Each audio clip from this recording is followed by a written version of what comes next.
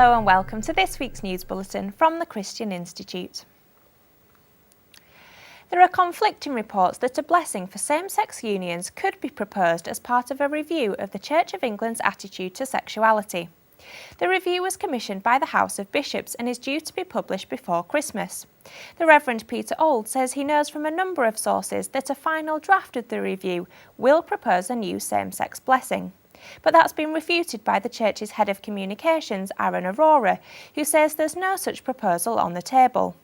Bishop Michael Nazir-Ali warns if a formal blessing for gay couples is introduced, it would create a red line which could split the Church.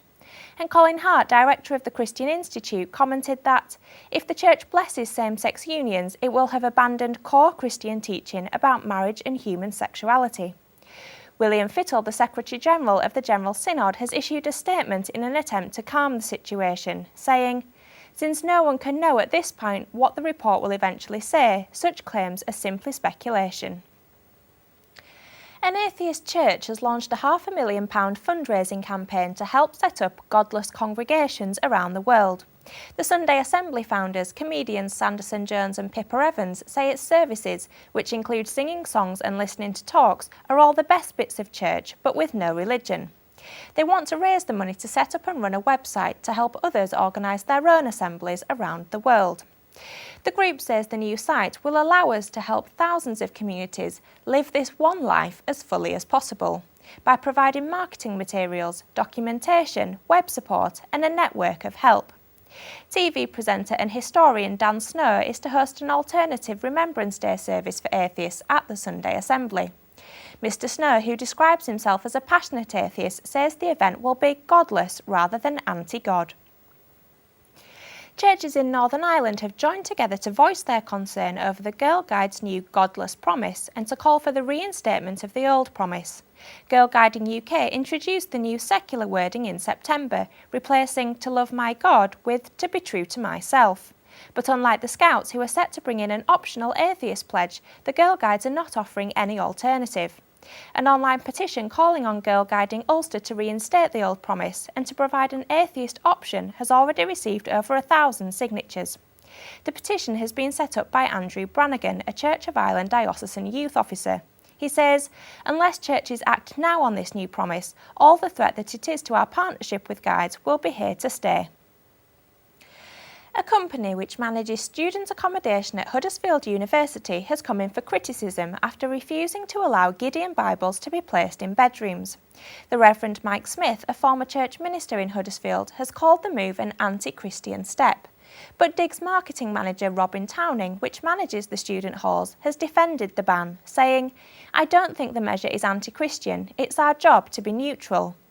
Diggs, who manage a number of other student halls across the north of England, said that the Gideon Bibles would be available in reception alongside the Quran if students want to access them. Some news in brief now, and the UK Supreme Court has told the Northern Ireland's Health Minister that he cannot appeal a High Court decision which forces gay adoption on the province. Edwin Poots wanted to challenge the Court of Appeal's ruling in June this year, which upheld a previous court decision that the Northern Ireland Executive's position of restricting adoption to heterosexual married couples is unlawful. The government's new lobbying bill risks undermining democracy and restricting freedom of expression and should be put on hold, according to a new report. The warnings come from the Commission on Civil Society and Democratic Engagement, which represents nearly 40 charities and campaign groups, including the Countryside Alliance, the National Secular Society and the Christian Institute. The bill, which could impact on church hustings, seeks to restrict how not-for-profit groups speak out on issues in the 12 months before a general election. And Labour's former spin doctor Alastair Campbell has said that all-day alcohol licensing laws should be reviewed. When introduced, it was hoped that the new laws would create a continental-style cafe culture in the UK.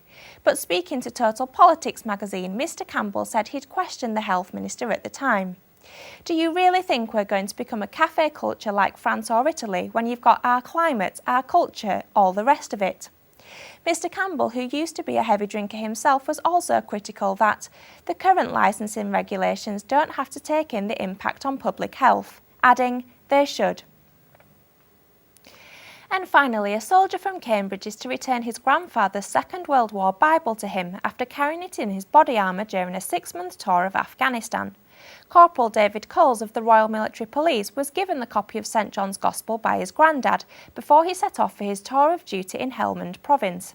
Corporal Coles said, "My grandfather has a strong faith and wanted me to take his service Bible with him. It's a treasured possession of his." The Bible was originally presented to Alfred Henry Collins in 1941 when he joined the RAF Police. Corporal Coles added, "It will mean a tremendous amount for my grandfather to know that his Bible was with me for the length of my time away." Well, that's all for this week. For more information and regular updates on all of our stories, plus much more, visit our website at christian.org.uk. Until next time, goodbye.